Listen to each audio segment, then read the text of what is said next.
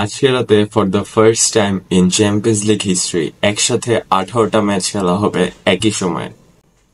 এখন এই 18টা ম্যাচের মাঝে কে কোন ম্যাচ দেখবে এটা নিয়ে হয়তো অনেকে অনেক কিছু ভাবতেছে যে কোন ম্যাচ দেখা ঠিক হবে।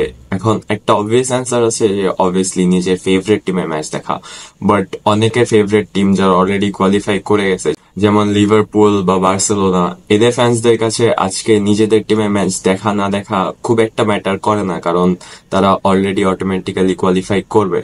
কিন্তু আমি যে তিনটা ম্যাচ সবাইকে মাস্ট সাজেস্ট করব দেখার জন্য, সেই তিনটা ম্যাচ হচ্ছে PSG versus Stuttgart, Man City versus Club Brugge, আর বেনফিকা ভার্সেস জুভেন্টাস।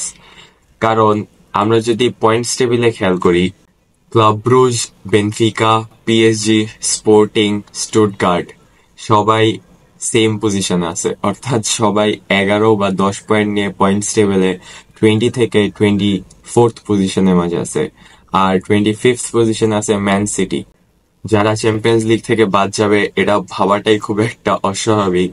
তো এই 6 টিমের মাঝে এই তিনটা ম্যাচ দেখা যাবে, যে তিনটা ম্যাচের উপর ডিপেন্ড করে কারা কোয়ালিফাই করবে। তো যে যে ম্যাচই দেখুক, এই তিনটা ম্যাচে you should must keep your eye on.